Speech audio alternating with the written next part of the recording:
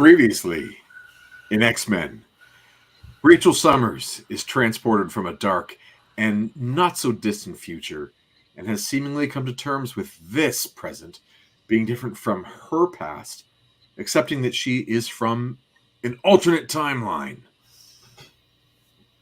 And while recent events have brought original team member and former leader Cyclops back to Xavier's School for Gifted Youngsters, it is the X-Men's arch nemesis Magneto, who has now, more notably, joined the ranks with the heroes who protect those that fear and hate them. Or is it hate and fear them? I believe it's hate and fear them. I am Jason Lapidus. And I'm Chris Sanagan. And we are Group of Seven Comics. Welcome to episode 126 of... Is it 126 or 127 today? Did I change the number? I don't remember. Episode 126 of our ongoing Tuesday night live stream read-through of the X-Men comics that became classic as we read Uncanny X-Men 199 by Claremont, Romita, and Green. Cover date of November 1985. Chris, how are you, sir? I'm doing pretty well, thanks.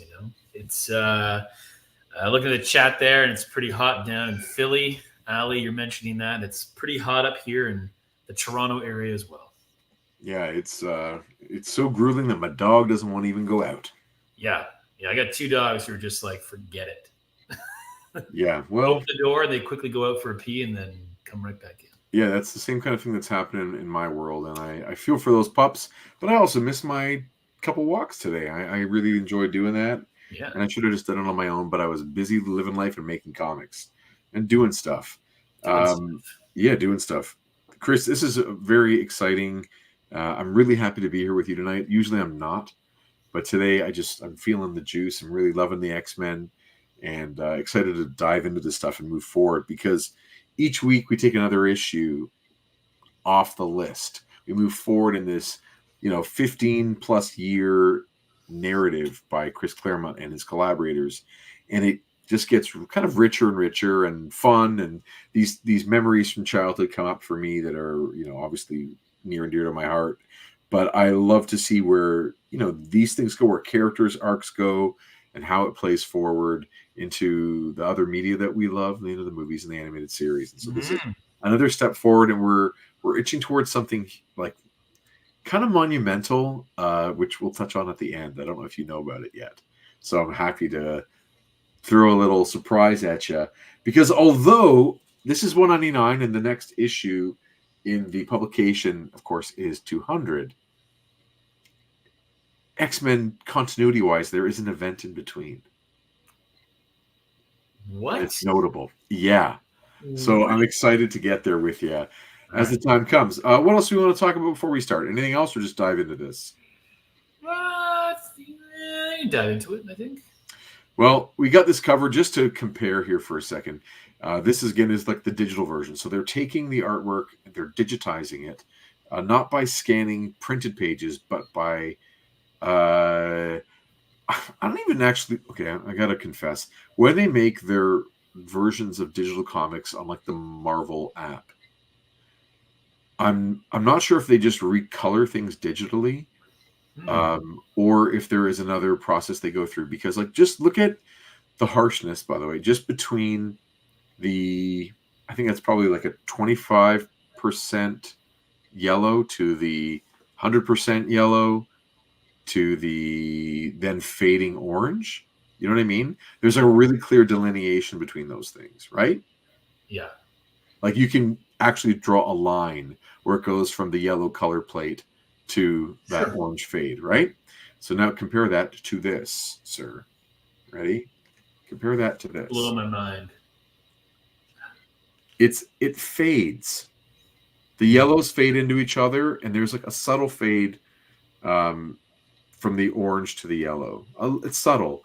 It's just a little tiny bit different, and it always reminds me about how much I enjoy these versions of things, the printed version, as the colorists were planning for, as the artists were planning for it to be in print, which is one of the reasons our show is so special. It's not just because you're here. One of the reasons is because we're going to share, of course, the scans of the printed comic, the way that the artists and colorists and print masters and everyone were planning it to be. So it's pretty cool. Hey to everyone in the chat. Hope everyone is good.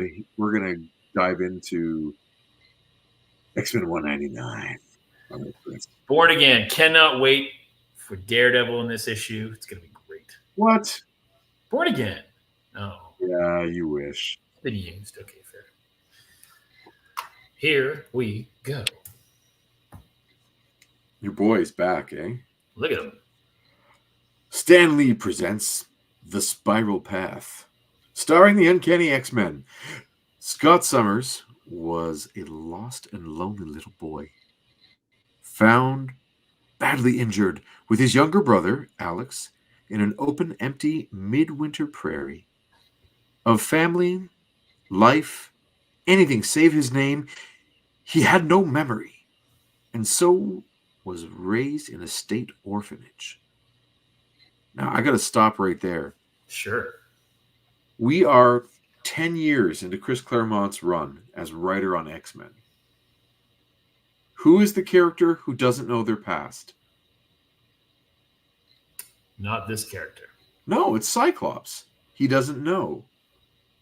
Right? At this moment in Chris Claremont's writing arc, it is Cyclops that doesn't know his history.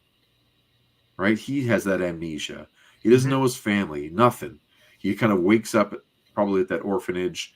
He's got his brother, just knows his name. That's it. Okay, Wolverine at this point doesn't have amnesia. Like the Wolverine that you and I know through all the other media and from reading comics, let's just say from 1990 on, Wolverine is famously known for having this sketchy memory and these multiple lives that he's kind of lived through history. Right. There is none of that in the first 10 years of Wolverine.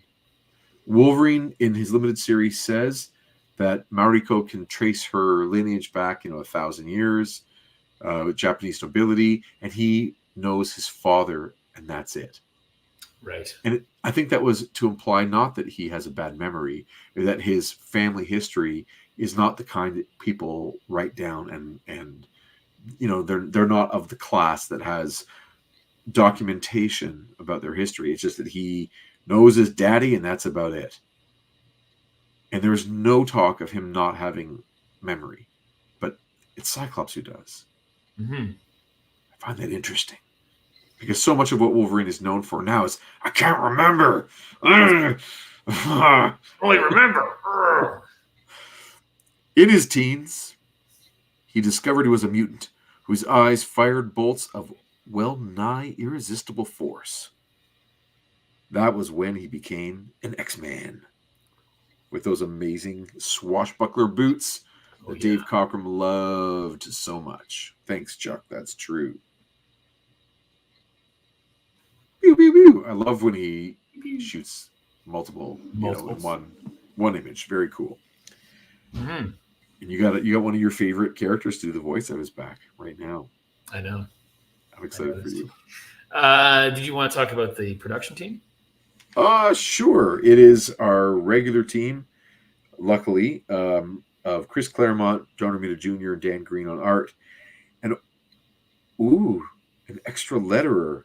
So Tom Warzakowski and someone just referred to as Parker, which I'm sure if we look up, we can find out the first name or last name, because Parker can be a cool first name too.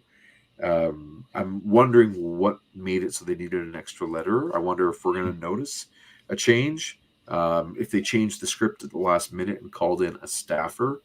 This is not one of the notes that I discovered in my brief research, so I don't know who it actually is, or the terms under which they needed to add another letter. Sometimes, like I said, it's a last-minute rewrite, and like Orzakowski's onto the next project, and they just needed to punch in some extra lettering. Let's see if we can spot it. There isn't a lot of original art of this issue either, and I do actually have a couple pages in the slideshow, that the slides that are loaded, so maybe we'll spot some there, but at this point, all is usual.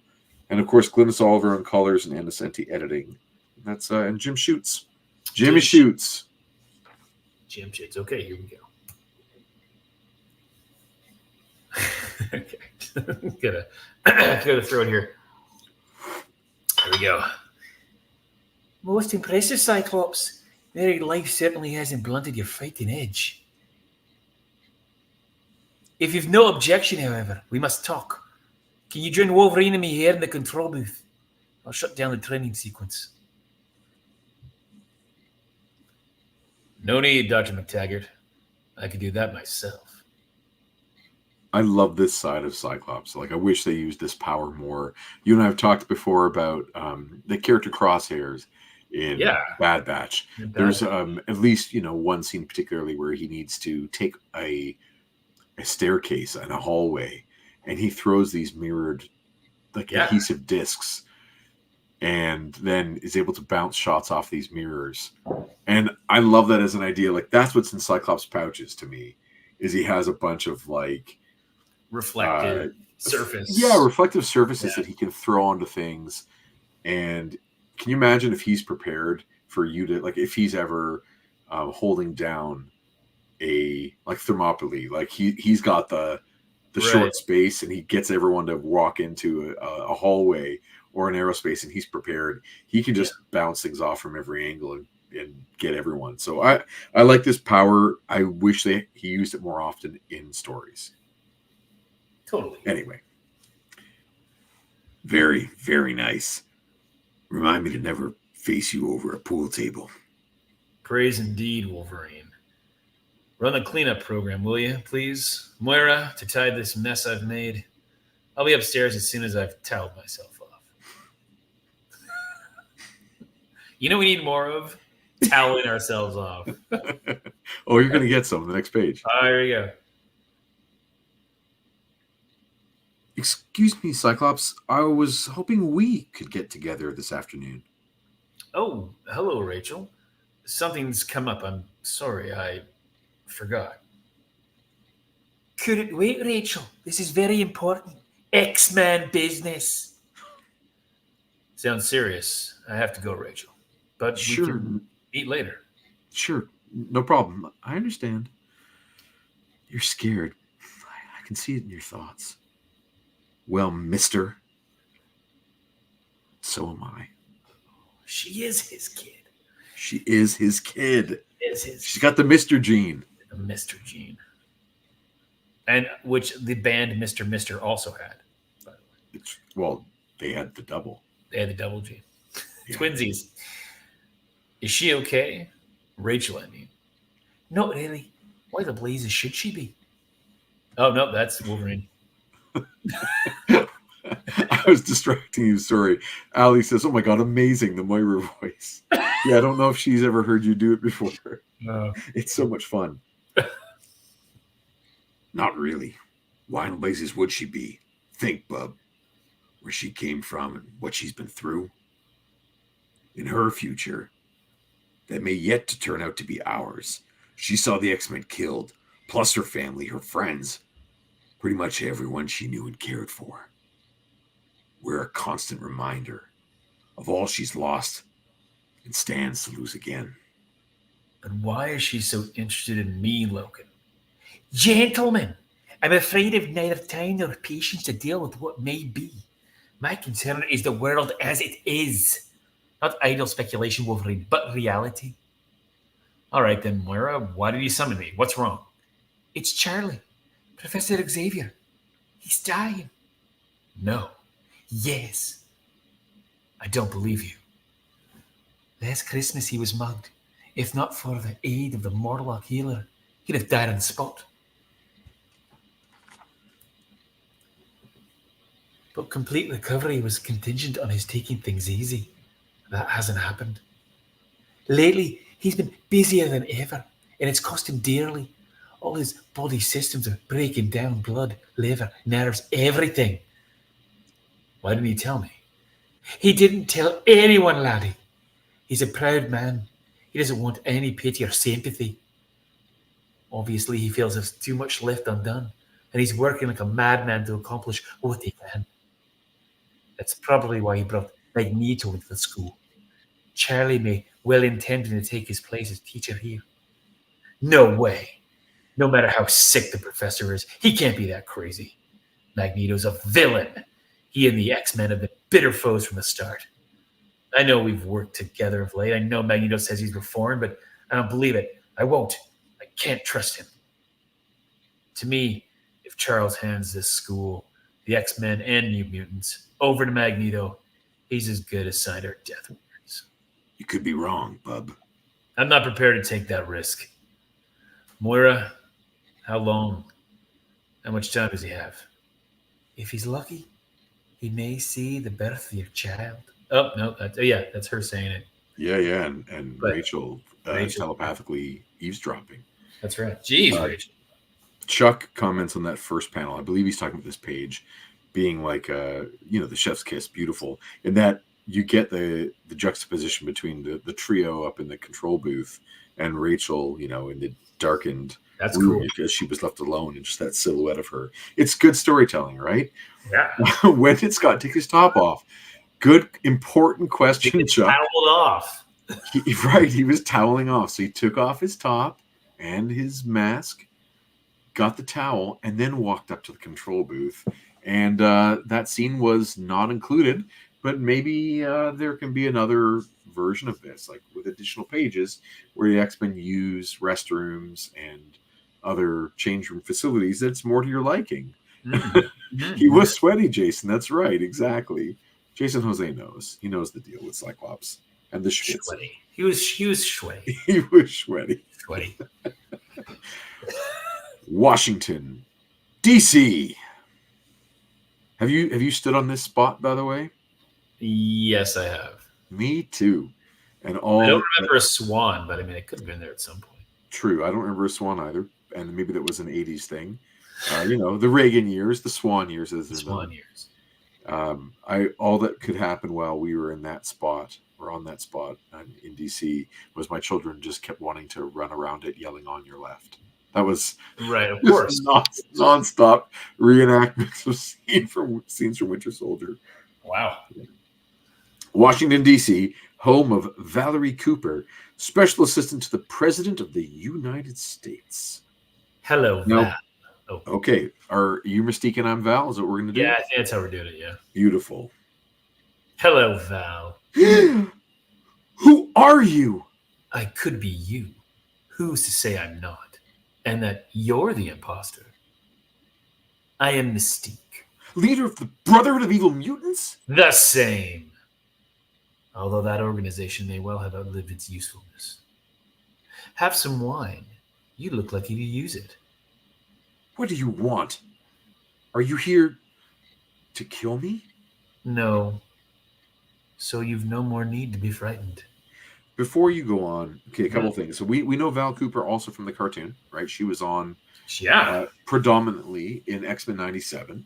She played a really kind of a big part for a non-superhero, supervillain character. Yeah, a big human role. Yes. Now, with that page, the panel on the bottom left, do you think this is a miscolor? Like, why? So she's keeping her Val Cooper hairstyle and face, but changing into Mystique partially. Like, I don't really get it. Is she turning all the way back to Mystique for one panel, but not her hair? I don't know. I'm wondering if this is a miscolor for a moment, and she's supposed to have red hair or not. Anyway, moving on. Good question. Because the next panel is especially strange. And here it is. Yes. Does my appearance disturb you? Yes. Well, yes, horribly. Why then I'll shape change to someone more familiar and I hope comforting. I don't have a Reagan voice in me. I don't know enough Reagan. What's that? I was wondering if you were going to do a Reagan voice. I haven't absorbed enough Reagan pop culture in my life to really get it. I really like the version of him on The Simpsons, I think, where he always ends certain sentences with the word "mommy." Oh yeah. And I know him also very much in my mind from Dark Knight Returns, even though I know that's not really. Oh sure. Reagan. I love yes. Okay, mommy. I have a proposition, Valerie. An offer I strongly advise you not to refuse. Namely, the services of my group, We wish to change our evil ways and work for you. Very funny. I'm expected to believe this and trust you? Certainly. We're switching sides for the most human of reasons, self-preservation. Life is getting increasingly dangerous for mutants, and I have no intention of spending the rest of mine in prison, assuming I'm even that lucky. Such conversions are not without precedent. Quicksilver and the Scarlet Witch were charter members of the Brotherhood before joining the Avengers. Mantis and Swordsman, fellow Avengers, were also reformed criminals. In its time, when it suited the national interest, the federal government has protected and employed all manner of villains. And now it's our turn. Think of the possibilities, Val. A trained cadre of superpowered beings responsible to the White House. No more of the conflicts you periodically encounter with the Avengers, the Fantastic Four. The Freedom Force works for you. And of course, the President will do as we're told. Now, this is weird because I'm looking at this Mm-hmm. and without reading the words, I know who it is who's speaking. It looks like it's Mystique again, right? There's like evil machinations happening. There's evil, yeah. Which is really interesting. And then just back to my confusion before about whether she was supposed to be miscolored, like blue face, that indigo face with the yellow hair. When you see how Romita renders her as Mystique, how much black ink brush ink they put on the hair, there's no question she's supposed to stay blonde. It's not a miscolor. And of course, like the irises are not there on Mystique.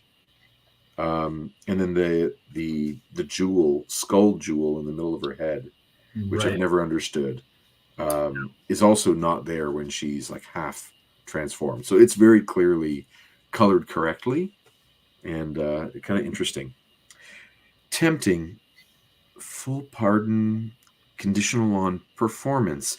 If a single member of your group breaks our agreement, you'll all hang. And before I pitch this to the president, I want proof you are worth the investment. A trial run, a trial foe. If you're successful, we have a deal. You're to locate and capture the founder of the original Brotherhood, the master of magnetism, Magneto. I believe it's Magneto. Yes, Magneto. Yes, just like I said, Magneto. So neat how in this one, like she's also instrumental in bringing Magneto in. But it's an interesting political move, but she looks like she's got some sort of evil agenda here. Yeah. Whereas in the show, it was more like about justice, not about anything personal or emotional. No. Interesting. Mm-hmm. So just to tell you a little more about it, when I was a kid, of course, because we all care about that, Freedom Force is my first kind of encounter with the former Brotherhood. Okay. And I liked the idea that there were these bad guys as a government team that you couldn't trust. That's how I knew them. Right. And so they all hold a special place in my heart as these kind of anti-heroes. These like Suicide Squad before I knew about Suicide Squad. Right, yeah. And I really love that idea. This is my first encounter with all of it was with Freedom Force. I knew there were bad guys, but the media just didn't. Oh my God, it was so confusing. The cemetery of St. Stephen's Chapel, Bard College, roughly 2 hours up the Hudson River from New York City. Are you able to tell, like, you're able to read whose grave so that is? The first one says Earl Grey, like the tea. Yeah. But that's, I'm guessing, is this like and so when I saw that though, and I thought that Rachel, is this like the Grey family plot or something? Right. So yeah. Which every family has, obviously. Well, yeah. They could be, a family that's been in that part of New York State for a long time. Could be. Well, clearly they've been there ever since their ancestor Earl Grey. Earl Grey. Yeah. But that's actually his name. He wasn't the Earl. His name was just Earl. Yeah, that's right. Yeah. Hi, Mom. It's Rachel. I've come home. I'm sorry I never visited before now. I was scared. Still am.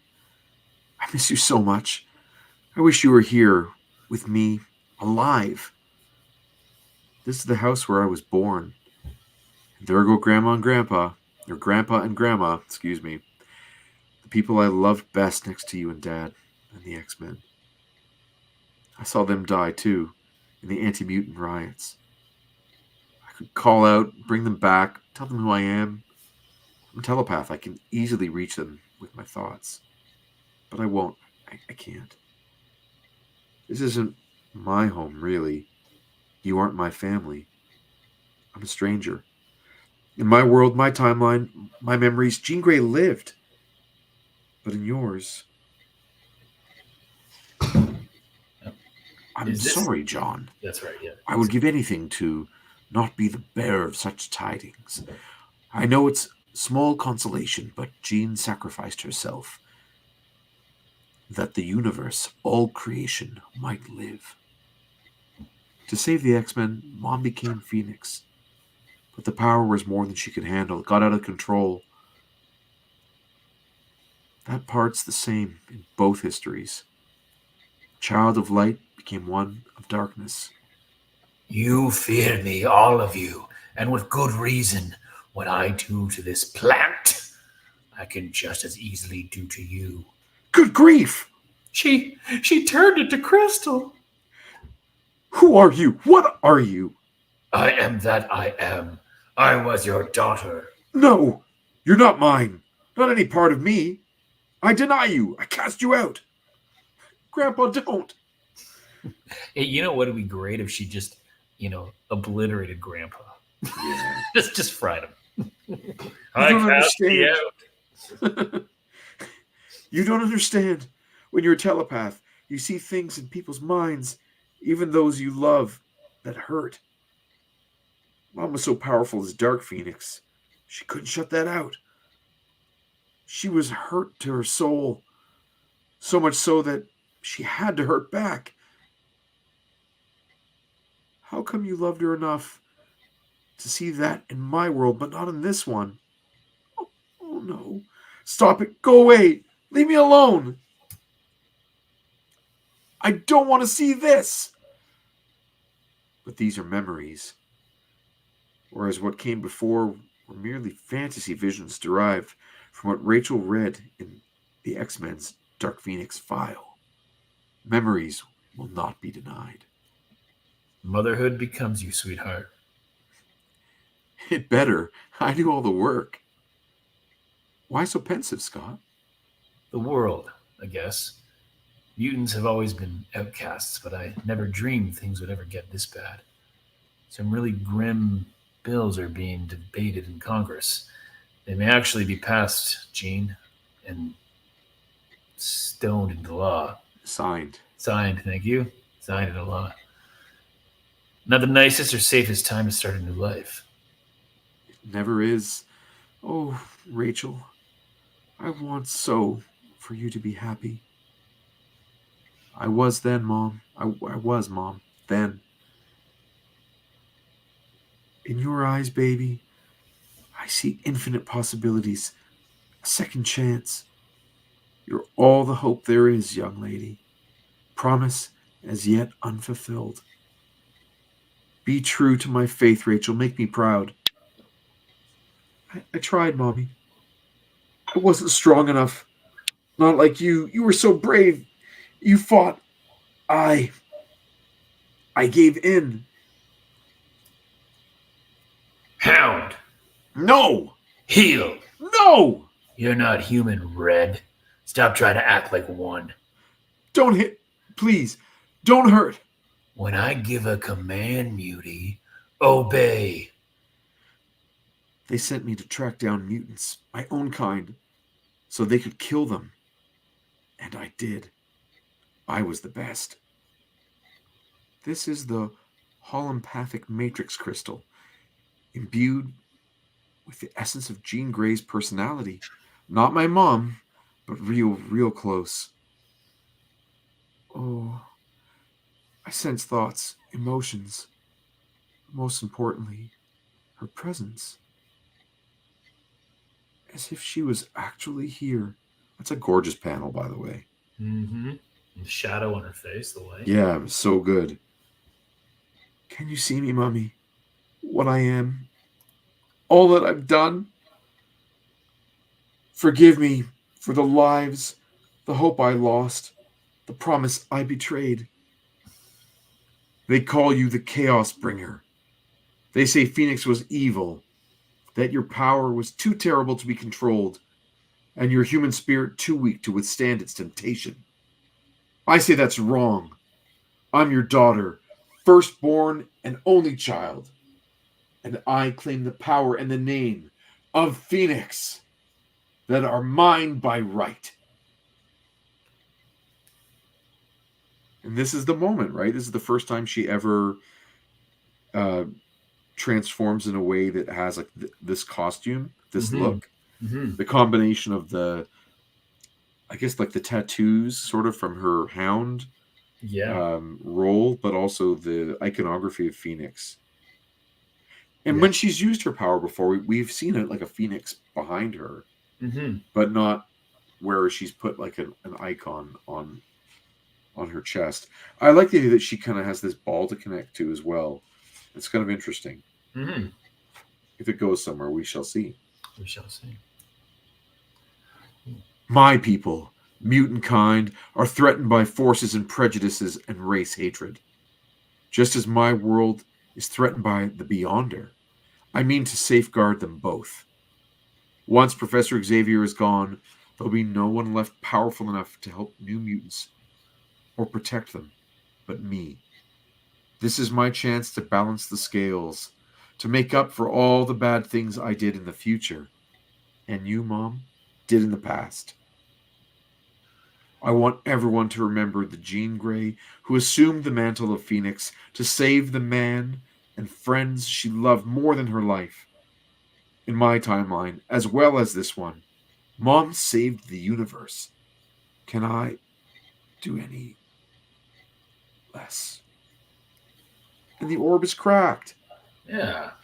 Dude. You liked it so much, now it's gone. Yeah, I was loving that orb. Interesting, like that there's, again, this sort of foreshadowing that the professor's gone and she'll be maybe the center of things, carrying on that mission. Yeah.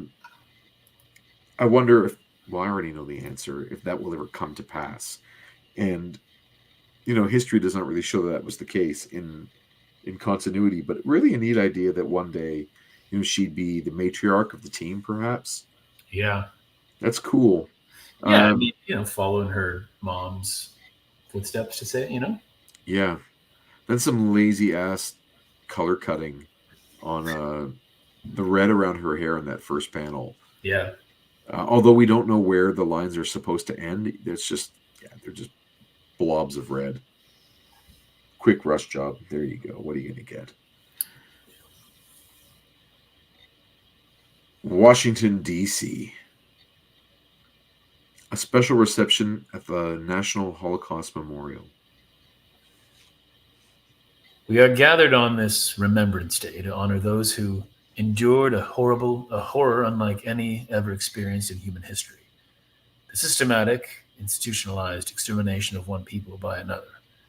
We who survived are very old, and there are less of us each year, as there are of our jailers and murderers. We must therefore make every effort to teach our children, everyone's children, what was done, that such a nightmare could never occur again.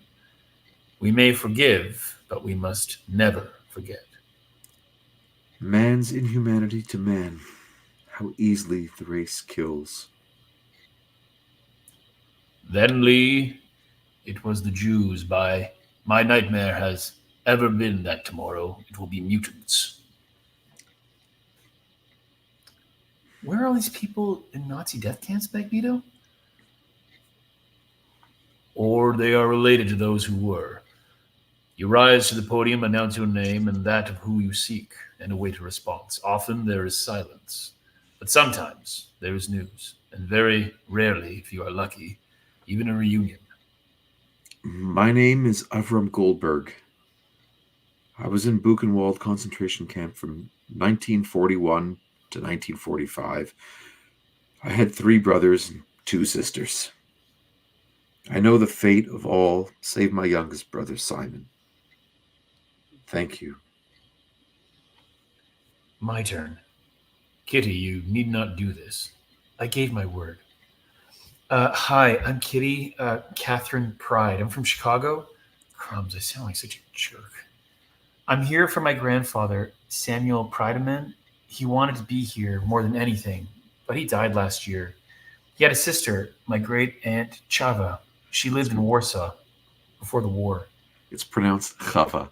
Chava. In Yiddish, there's no cha. It's all cha, like Hanukkah and challah. Gotcha. Yeah. He tried to find her, but there was no record anywhere. It was like she'd been erased, as if she'd never been. Have you a photograph of her? Uh-huh. She was just a kid when Grandpa immigrated to the States. Why do you ask? I knew a woman named Cheva. Sorry. It's okay. In Auschwitz, but her last name was Rosanov. I don't believe my eyes. It is you. My dear friend, it has been so long, too long. How are you? Ruth? David? I'm David Schulman.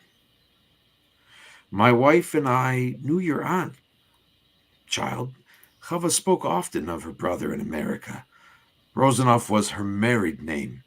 We were in the resistance. After the Warsaw Ghetto Uprising, we were sent to Auschwitz. She died there. We would have too, if not for this scoundrel. He'd been at that accursed place from the very start. He saved many of us. Not enough, Ruth. You tried, my friend. You gave us the courage and strength to endure. You were a hero? Hardly. In those days, heroism meant holding on to one's humanity while the Nazis tried their best to turn us into animals. The way to defy them, to defeat them, was to lie, to hold on to hope, no matter what. Believe me, Kitty, I was no one special. If I'm a hero, then so is every other man and woman who survived. And what, pray tell, would your doting admirers say, Magneto, if they knew the truth? Lee?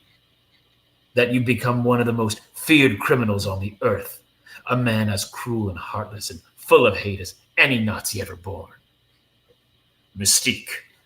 What have you done with Lee Forrester? Where is she? In a safe place, quite unharmed. Surrender Magneto, quietly, and without a fuss or else.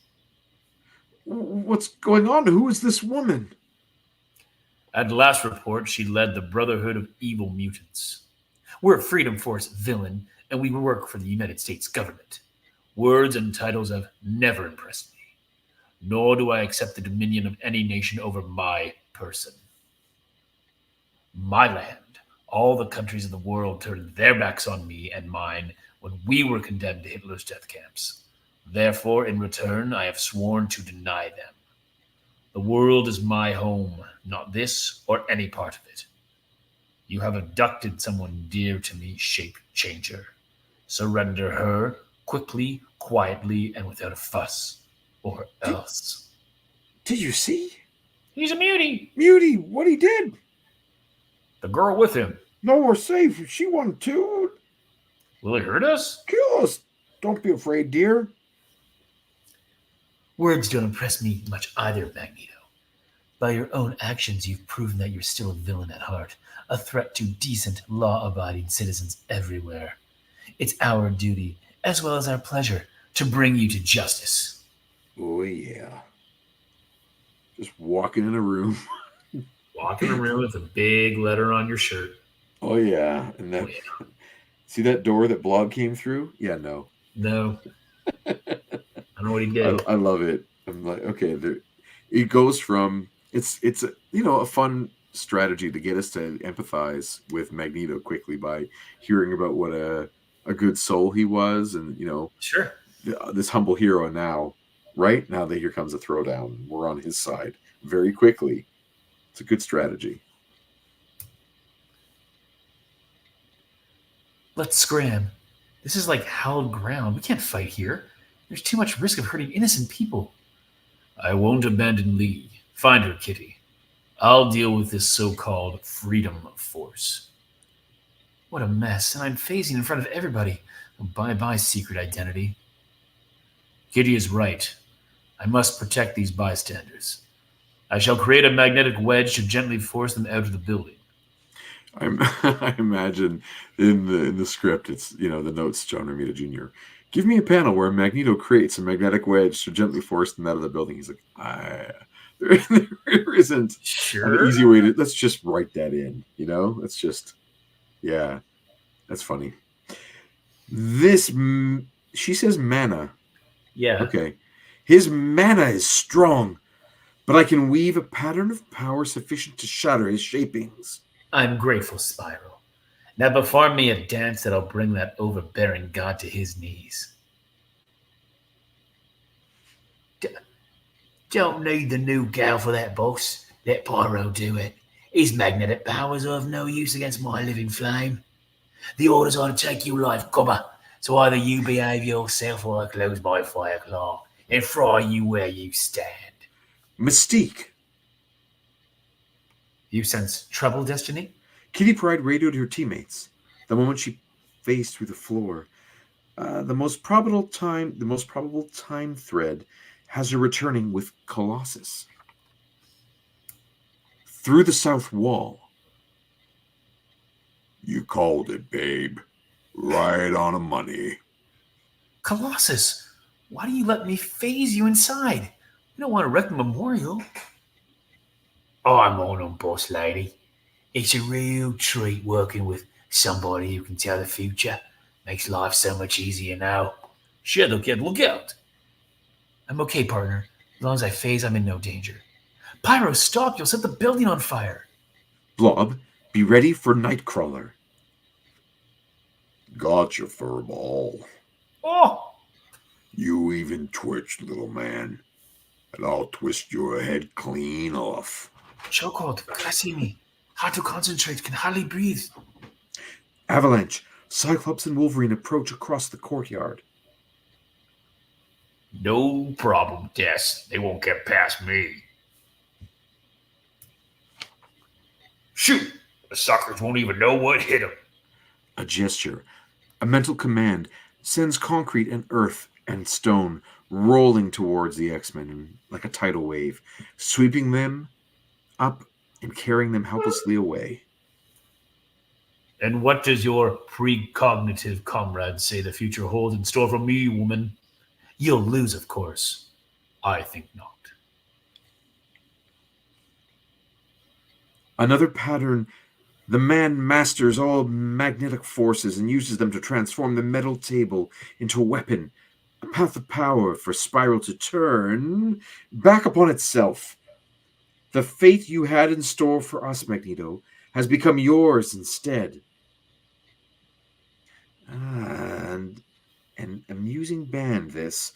Glad I joined them. I joined them. They're proving a most efficient and entertaining means of learning about this orb and its inhabitants, while I wait for the proper confluence of astral forces to enable me to rejoin Mojo and continue our hunt for the runaway. Asterisk here. She means long shot, and the outcome of that quest can be found in the limited series of the same name on sale now. Thanks, Anne. I wonder if this is some of the stuff that's added in. Mm-hmm. Like the way that, so just the spacing of her phrasing. Mm-hmm. In the panel above where she's taking the table and turning it into strips, Yes. like the spacing of that lettering is very different than the other. I'm wondering if like that panel or this thought one that explains everything, the exposition in these bottom two, maybe those are the things that are added in, you know? But she really is out of nowhere as a character. Right, yeah. And we needed that exposition, so I'm glad it's there. Absolutely. Overconfidence, ladies, is a fatal mistake. Look at that superhero pose, eh? Yeah, No, it's badass. Badass. When last we met, Pyro, you nearly killed me. Now this is my turn. Speaking of superhero poses. Destiny? He will reach you, Pyro, but he will not slay. She hasn't spotted me. In all the confusion with so many X-Men, plus her own crowd to keep track of in case she lost me in the shuffle. The moment I foresaw my own removal from the game is at hand. It changes nothing. The outcome remains certain. Got her. Now the odds are even. Like, her costume is interesting. It's very, very covered up. Yes. Like, obviously the face, but all of her, body and legs are all, shrouded in her costume. There's nothing, this is for later, there's nothing sort of like feminine or sexual about the portrayal of Destiny. Right. And I wonder how that would translate into action figure form. We shall find out. We will find out. But Kitty Pryde's costume is like the Kitty Pryde costume now. Like, it's solidified. It's baggy but not super puffy. She's got the mask. She's got the light blue tights. Like knee-high boots. It seems to be much more consistent now, issue to issue. Cool. I would wish you sweet dreams, Gospodin Pyro, but that would be a lie. Honestly, take the guy's head right off. Remember what he did in 177? That's right. He melted Colossus. It was awful. You chill one of our guys, Rusky, and I ice one of yours. Seems only fair. Say goodbye, Nightcrawler. Blob means to break my neck. Cannot match his strengths, but perhaps I can find another way. He's so big, though, I have never teleported such a mass. It's always a first time, and besides, what have I got to lose? Hey! Oh! Perfect. If past experience is any guide in mine head, the father won't even hurt you, but one can always hope. Auf Wiedersehen, Tabo. Why, you rotten, lousy little help!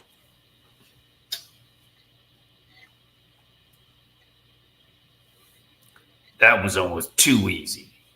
Pity we're good guys. Mystique says we gotta play pretty much by the rules.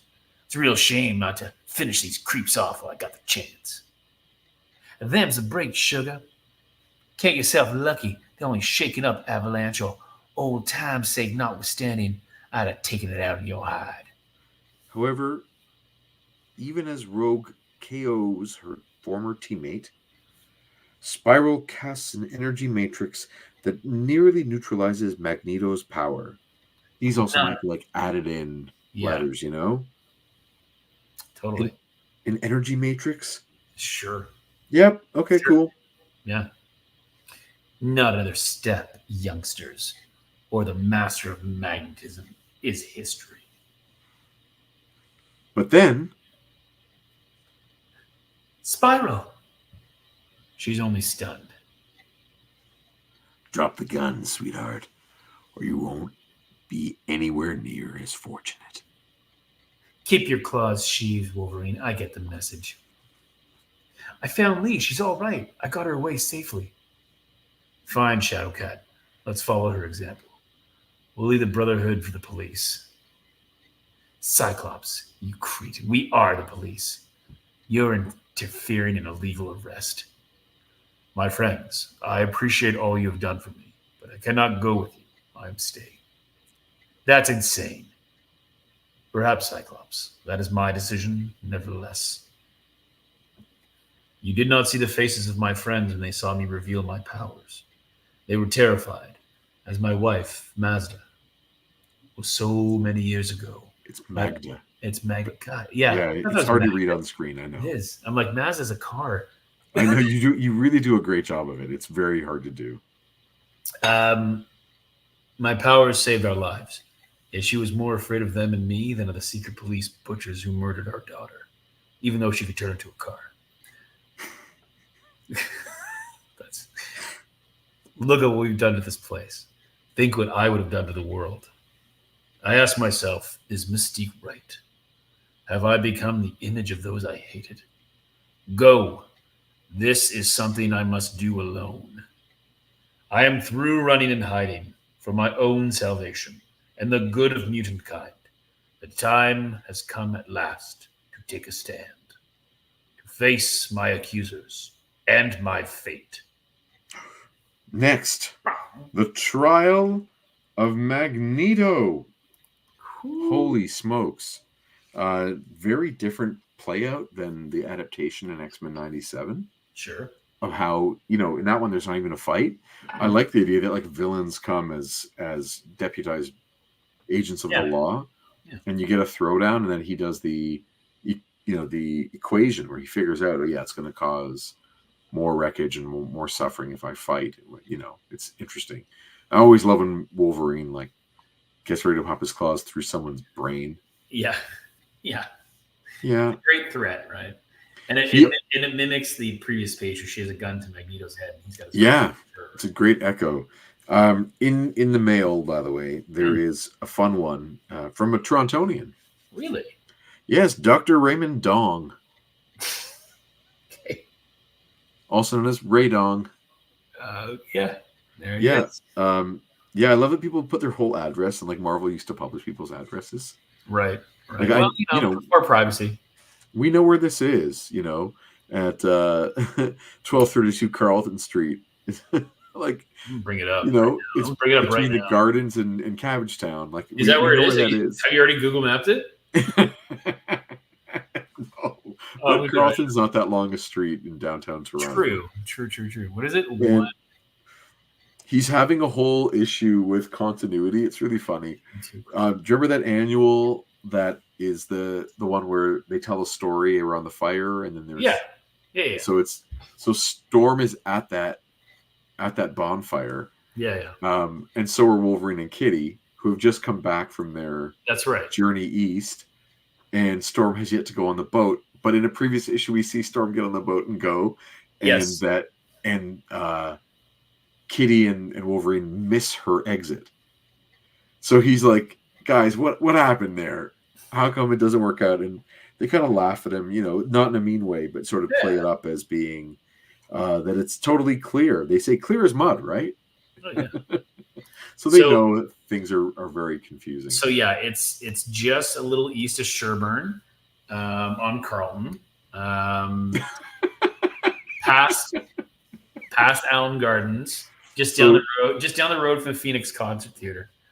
Sure. So between Parliament and Sherbourne along Carlton. Yeah, you got it exactly. Yeah, I know. Yeah, I know where you're. Right, basically at Bleecker Street.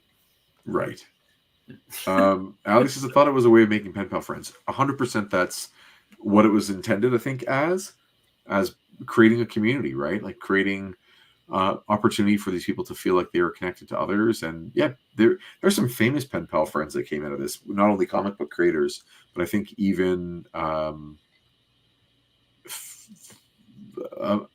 Did Wendy and Richard Peeney of ElfQuest fame become a couple because of this? I think it's a few things like that.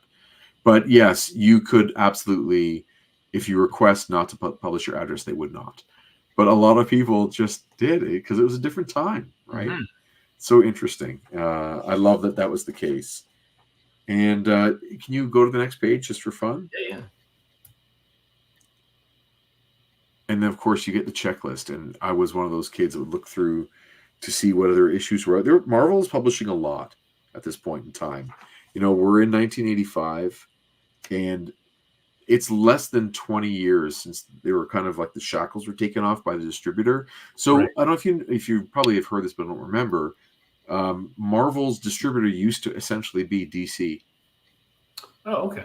And DC put, which were like national publications, they put a limit on how many titles Marvel could publish in a month. Okay. So they had, let's just say the number was 12. So as a kid, you could go to the convenience store or the newsstand and buy all the Marvel comics realistically in a month. It wasn't like that many titles to be part of the whole thing. And that's why you get a lot of those two stories in one title back in the day. Yeah.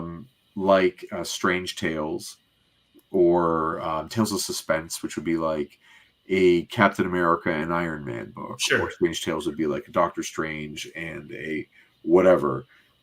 They had a lot of these books where they were just kind of whatever characters they could fit in that month they would put in because they weren't able to have a title for every character that they had. And then now you look at how many titles they have going, and it's amazing how much it had grown. And a bunch of these I was really into, and there's like crazy limited series, Quest Probe, which was like a video game, Mm-hmm. you know, a Rawhide Kid, a limited series. So many. Indiana Jones was already up to 32 issues. Like, Wow. amazing. I think there was like Indiana Jones comics back then. You know, it's pretty cool. Totally. Rom the Space Knight was already at issue 72. Wow. Yep. You know that Marvel Tales, which is like a Spider-Man reprint series, they doubled. They had already been through all the Spider-Man stories once and started again. They just kept reprinting. Like they'd gone through Amazing Fantasy 15 on, and they like when they caught up, they just did it again. So there were multiple runs of like you can find those old Steve Ditko, Stan Lee, Spidey's twice in that series if you know where to look. Wow. Yeah. That's cool. My goodness. Oh man. Okay. That's great. I could look at those checklists and just remember all those comics, but that's fun times, man. Good times. I like this issue. I love the comparison between things, between the different media, you know, with X-Men 97 and this comic and how it plays out differently. That's all. Did you ever have one of those? I did, yeah. Me too. I had like the knockoff version. Oh yeah. It was. I think I probably still have it. It was so cheap. Just as a note, the name Chava is in English. It's the name Eve. Gotcha. So like the CH is so soft that as you translate it, it just actually disappears. I bet you Ava is for the same kind of name. You know, coming in the same place. That's fun. All right. Dude. So yeah, here's that original art of a couple pages. I don't know, just need to see what isn't there in that glowing orb panel that I love so much.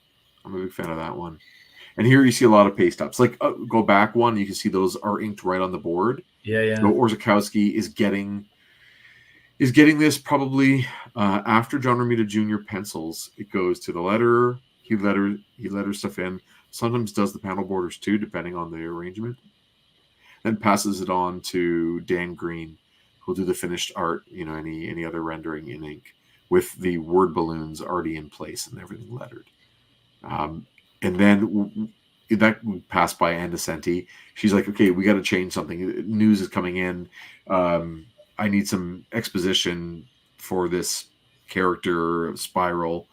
And they're adding in more dialogue here. These are paste ups. So this gives us an indication either that Claremont is changing something or the editor is changing something along the way. Kind of neat. Yeah, totally. Yeah, there you go. But news of the day. This was the fan stream yesterday. I've lost track of the days of the week. Today's the 18th. The fan stream was yesterday. Hasbro unveiled a new Marvel Legends, but we're just going to focus for a minute on the X-Men ones that are there for fun. So we've got Professor Xavier.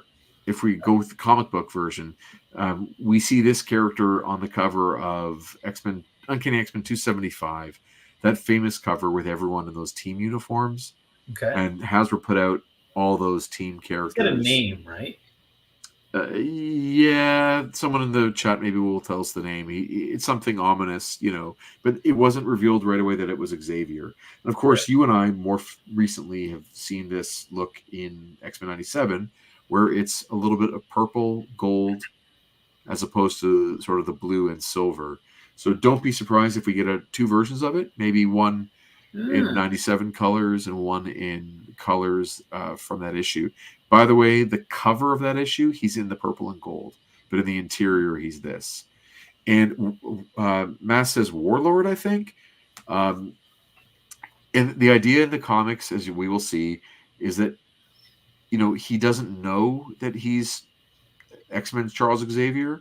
Okay. Remember that kind of hint that he was going to surrender his identity and become truly Shi'ar? Yes. Yeah. So like that kind of happens, but along with what's her name? Warbird. Like he comes out aligned that way. Does that make sense? Yeah. And then here we get Destiny, which is the first time that we've had her in modern Marvel Legends, and it's so good. New figure, like pinless and all that stuff. So they already have the body done, but thigh high boots. You know, as if that old lady that we know her to be is wearing thigh high boots. Okay, whatever, it's fine. She's coming in a 2-pack with first appearance style Rogue, where she's got her more androgynous haircut. You know. And I wouldn't be surprised if they again give fans this version on later, like again on the X-Men 97 style, like maybe change the head a little bit or do something different and maybe 1 or 2 different accessories. But that 2-pack is like a must for me to finish off my Freedom Force. That's right. But I do have to get Pyro again. I told you before, my dog destroyed upper body on my Pyro, so I got to figure that out. And then we get a remake of Phoenix, which came out, I don't know, 7 years ago, like the Juggernaut wave. But this one is like a deluxe figure, so we're getting a whole stand and that fiery thing behind her. Cool. And for a guy like me, this one is unfortunately a must. Like, I don't have a choice. It's like, I have to have it.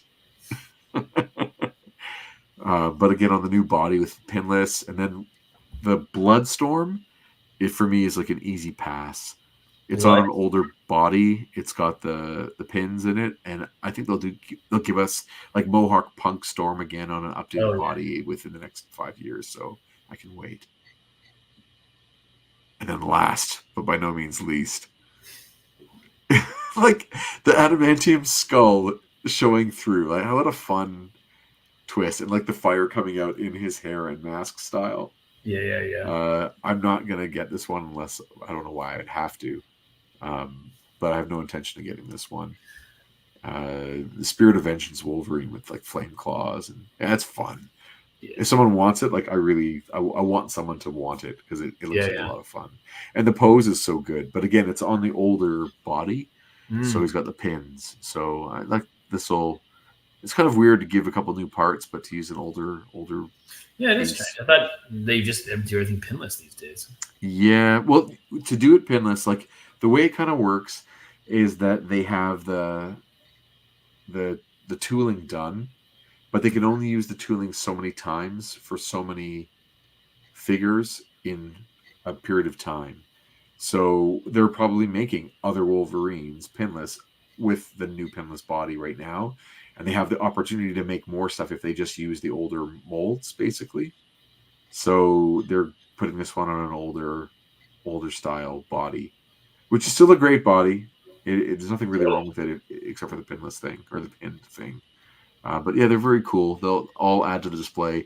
I don't know if I'll get the Professor. I'm never a huge fan of like different iterations of him.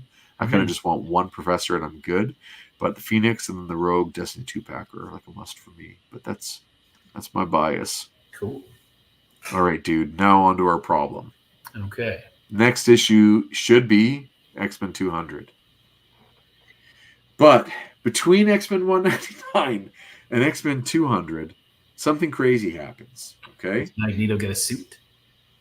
Magneto gets a suit for the trial, I guess. We're going to find out more about that. And they're like, how do you spell your name again? He's like, M. Like, that's all we need. We just want to know about that M. We're going to put that on you, and off you go. So between these two things, Storm is in Africa. Yes. And she makes her way up to Cairo. Okay. You know, it's another place where she lived for a long time. And over in the New Mutants, there are problems happening. Ooh. The New Mutants have come under attack. One of their empath, named Karma. What's her name? Karma is there. Karma. Yeah. She is like possessed by like evil Karma has sort of shown up. Oh. And they don't know what's wrong with her, and she's doing all sorts of bad things. And so the the New Mutants are struggling with being displaced, getting attacked. They're kind of scrambling, and they come in contact with Storm in Cairo.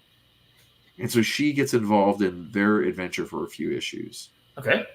And they realize, holy smokes, Karma is actually possessed by who we know as the Shadow King. Oh, yes. and while she's possessed and like compromised by him, she starts to get really, really big, like obese, and I know it's strange, Sounds but she starts to take on his physical manner. Yeah. And as she distorts, and so they go on a couple misadventures we'll talk a little bit more briefly about next week. But it ends up that now Storm is with the New Mutants for a moment. They've kind of connected, and she's helping them through. And the X-Men are in the situation that they're in. But this is what happens. We get, and you, I believe, have these in a collected edition. I do? Asgardian Wars. Oh. Loki is not happy with the way things finished with the X-Men. From the previous ones. From X-Men Alpha Flight number 1 and 2. That's right. And there is a sequel. So I think in your Asgardian Wars trade paperback or hardcover, there are more comics other than X-Men and Alpha Flight number 1 and 2. I think you're right there. So obviously giant-sized annual X-Men, annual 9, is part of the package you have on the discs. Okay. The New Mutants Special Edition number 1, I don't think we have a digital version of. So I will track one down and create a slideshow of it over the next week. You can see from the price points, given that the New Mutants one is $1.50 and the X-Men is $1.25. But of course, contemporary comics of this time period are 65 cents Canadian. Mm-hmm. Or sorry, 65 US, Canadian 75. So that means it's like a double issue at least. So we have 2 double issues before we get to X-Men 200. Oh my goodness. I didn't realize this until today. So I was looking up any kind of, or yesterday maybe, tidbits about X-Men 199. And I saw on the database, like the next issue is actually New Mutants Special Edition number 1. So that's the complicated part. We're going to have some crazy convoluted story to read through for a couple weeks. Okay. But here's the great part. All Arthur Adams.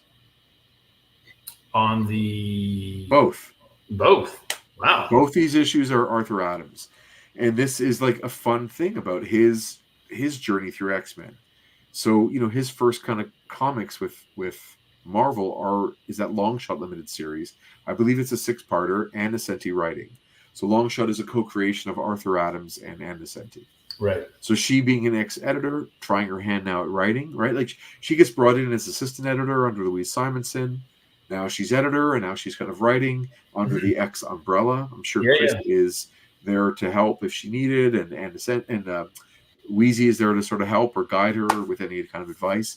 And she's brought in new artist Arthur Adams. So he's had about 6 issues of that. He's starting on classic X-Men covers, I believe, by late 85 or 86. So he's getting brought into the X-fold too. And if you think of these as each double issues, so he did 6 issues, you know, of Long Shot, and now kind of 4 issues of X-verse. That's a couple years of work for him where he's making his way into things. And we don't get a lot of X-Men out of him in terms of interior work, but what we do get is each time is like a quantum leap forward in his work and in comic art. So we're going to get to see some early-ish and really fun Arthur Adams, early Arthur Adams. Cool. Matters to You says one of the best X-Men annuals ever. Yeah, I mean it's a much beloved issue.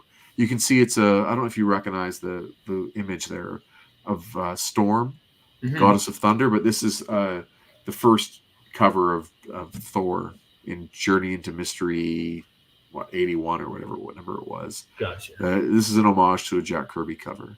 Okay. So it's kind of fun to see. And yeah, we're going to get some good stuff going here. Yeah. That's all I got to say. I believe that's a Walt Simonson cover, by the way. But yeah, we're going to get to see some Arthur Adams for the next couple of weeks, which is a joy. No issue. And then after that, we'll hit Uncanny X-Men 200 in about 3 weeks, and then we keep moving forward. Unless, of course, you want to skip these two. No. Okay, good. No, you said Arthur Adams on in. Yeah, you and I are big fans. I know that I pretty much go gaga over his work all the time. I have issues. And anything else you want to discuss? No, I think our next appearance not till early July. You're going to be July 6th, I will be at Heroes World in Richmond Hill, Ontario. My hometown, current hometown of Richmond Hill, Ontario, just north of Toronto. And Heroes World will be celebrating its, I believe, 23rd anniversary as a comic book store. That's cool. If you are in the Greater Toronto area, it is an awesome spot. Andre and John, the two owner-operators, do a really good job of stocking that place with all sorts of great comics, of course, incredible statues, action figures galore, and gaming, too. Really great gaming stuff, so like role-play game stuff. They're cool guys, and they run a great looking store. Excited to hang out for the day there. They're doing, I think, both Saturday and Sunday, the 6th and 7th of July. I'm only available on the 6th. The 7th is my wedding anniversary, so gotta make sure I'm emotionally present and physically present for that. You're somewhere else that day selling comics. I'm somewhere else that day selling comics. Do they have lots of back issues? They have a back issue warehouse in the back of the store. I don't know I imagine it'll be open that day so that they can have people coming through, and they'll have probably staff. But you should message them to find out what their terms are about their back issue room. Yeah, I go digging their long boxes regularly too. It's a fun place to go. And there will be, I'm trying to think who else is coming. Other than Jay Torres will be there. There are, maybe they've announced already the list of people. I was hanging with John Ho, the kind of action figure side of that store, on the previous weekend on Saturday. He and I were both at the same core day at Core Basketball in Markham. And I was asking him who was coming, and he dropped some good names as to other creators who are going to be there. Cool. So hopefully I get to hang out a little bit with Jay, and we'll see who else is coming. It should be a fun time. So that's July 6th in Richmond Hill, Ontario at Heroes World. And then August 17th, we're going to be at the amazing Wayside Comics and Cocktails up in Newmarket, Ontario, where I was today. And I got to hold a sword. Yeah, what's that all about? I was drawing. I was working on a cover concept for some book we're working on. Something. And Omar's like, here, hold this. And I'm like, I don't want to hold the sword, dude. And he's like, no, come on. Make a pose. And I did this pose, and it was, I'm like, I don't want to pose. This is terrible. He said, oh, come on. So I kind of got into it and had a laugh. And I don't know why. I think he just wanted stuff for social media to tease me. He likes to take the piss out of me a little bit. So I leaned into it and had a good time. It was had a really nice pint, and it kind of ruined the rest of my day. I know you have that, and then it's like it was lovely. I had a really good time at Wayside. It's on Main Street in Newmarket, Ontario. Highly recommend. I cannot wait for us to go mid-August. I'm really you should go up there anyway. Just true. Yeah, it's good. It's good. Chuck says, good show tonight, fellas. Loved hearing Moira again. Me too. Every time she says, Charles, it's the best. Yeah, it's fun. Ali was talking about, it's a cool Phoenix for display, definitely. There's a Magneto Professor X 2-pack with a Michael Fassbender head. I bought it for the mags. It's the only Professor X figure that you have. Yeah, it has the Fassbender and the McAvoy and the Patrick Stewart and Sir Ian McKellen. It has. I have it as well, and I sold off the Magneto. I just wanted the Professor X's wheelchair, essentially, and I wanted Patrick Stewart in a wheelchair for those X-Men movies, because stand next to my Wolverine. That's I have that one too, or at least had it. It was good. Buying the 2-pack for one figure. You and I should have made a deal, because I just wanted the Professor X and you just wanted the Magneto. So Yeah, it would have been good if we had have worked that out in advance, right? Those are perfect deals. So who knows? So those are the two most current event dates that we have. Definitely more coming in the fall, and hopefully some big announcements, down the road. Other than that, we're just busy making. Mm-hmm. Busy making comics. This book is still AWOL. We don't even know where it is. Somewhere We in printed Montreal. up copies of this one for our trip to France in January, and it's coming back. It's in Quebec, maybe. It's we don't know where this one is, but I've got 2 copies of it, I think, and you probably have a couple copies. But other than that one's more of this is coming soon. Don't you worry. But of course, check out Group of Seven: A Most Secret Tale, tried and true, the most Canadian comic of all time, perhaps. And you can find it, of course, on our website at Group of Seven Comics on social media, and Group of Seven Comics.ca is the website there. Anything else there, bud? I think we're good, pal. Well, then that brings us to the end of another episode of Previously in X-Men. Thank you to my good buddy, writer of Group of Seven and Peregrines, Chris Sanagan. Thank you, Chris. You are amazing. Your voice talents are ridiculous. So I'm so glad we could share in this. And of course, follow us on social media. You see Chris's handle there, my handle there. You can follow us at Group of Seven Comics as well. The 7 is a number as opposed to the word. Please click like and subscribe to the channel, like the video, share with those who you think would appreciate such a strange way to spend a lovely Tuesday evening. And of course, throw your comments below and let us know your take on these X-Men comics, what they meant to you or what they mean to you today. Perhaps they're from your childhood. Perhaps you're discovering them for the first time. Maybe you love Rachel Summers as Phoenix. Maybe you don't. Let us know. Let's have a talk about it. It's good times. Other than that, just to say, thanks, Bob. Stay Xy. And have a good night. Thank you, everybody. You're the best. Good night, y'all.